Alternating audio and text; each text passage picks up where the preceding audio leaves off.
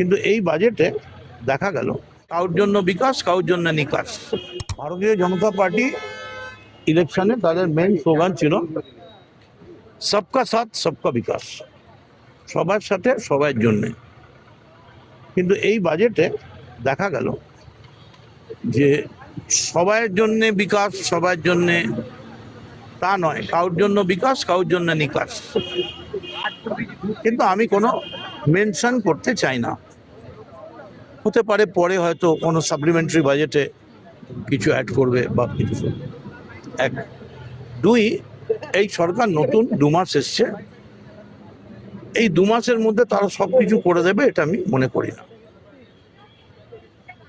আমরা একটা ব্যাপারে খুশি হয়েছি, তৃণমূল কংগ্রেস মমতা ব্যানার্জির নেতৃত্বাধীন সর্বভারতীয় তৃণমূল কংগ্রেসের আমরা যারা এমএলএ আছি, যে বেশ কিছু ক্ষেত্রে এই গভর্নমেন্ট মমতা ব্যানার্জির কৃতকর্ম, যেটা যে সমস্ত প্রজেক্ট যেগুলো বলা হতো মমতা ব্যানার্জি সরকারি পয়সা ঠুকে উড়িয়ে দিচ্ছে, 8 লাখ কোটি টাকা দেনা করে দিয়ে গেছে, সেই প্রকল্পগুলোই যেমন Annapurna, civil worker, green police, police, lady police, তারপরে স্বাস্থ্যর ব্যাপারে, তারপরে আয়ুষ্মান বা জবি হোম, দেখা গেল এরা মমতা ব্যানার্জির প্রকল্পগুলোকে ফেলে দেয়নি।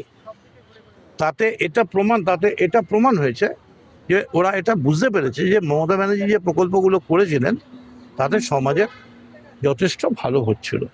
অতএব মমতা ব্যানার্জির সব কাজই খারাপ, এটা ঠিক নয়।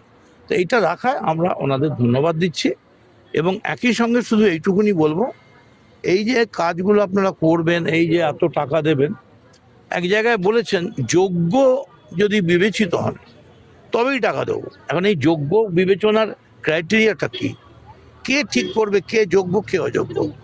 আর বলেছেন যে নাকি ছেলেরাও লক্ষ্মীর ভান্ডার পেত,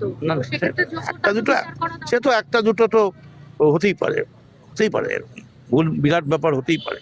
30 লক্ষ যেমন এই সুরাইয়ার কথা বললেন, একই নামে পুরো। কিন্তু আমি বলতে চাইছি অন্য কথা। আমি বলছি যোগ্য বলে বিবেচিত হবে, করুন না, কিন্তু কে যোগ্য বলে বিবেচনাটা করবে এবং তার ক্রাইটেরিয়াটা কি? তাহলে প্রথমেই আপনারা স্বীকার করে দিচ্ছেন you are not for all, আপনার সবার জন্য নয়। যোগ্যতাটা আপনাদের চোখে যদি যোগ্য মনে হয় তবেই তারা যোগ্য বলে বিবেচিত হবে, বা কি আমি জানি না। আজকে প্রথম বাজেট, আজকে বাজেট 20% দিয়ে, মানে আমরা দেখলাম 1.5 মাসের মধ্যে 20% দিয়ে ঘোষণা করে দিলেন, যেটা আগের সরকার আমরা দেখেছি দিয়ে। আগের সরকারের টাকাই ছিল না, যেটুকুন পেরেছে ঝেড়ে ঝুড়ে, মানে যেখান থেকে পেরেছে নিয়ে দিয়ে গেছে। কারোর মাইনে বন্ধ হয়। বিহারে এরম হয়েছিল 12 বছর টিচারদের মাইনে বন্ধ হয়ে গিয়েছিল।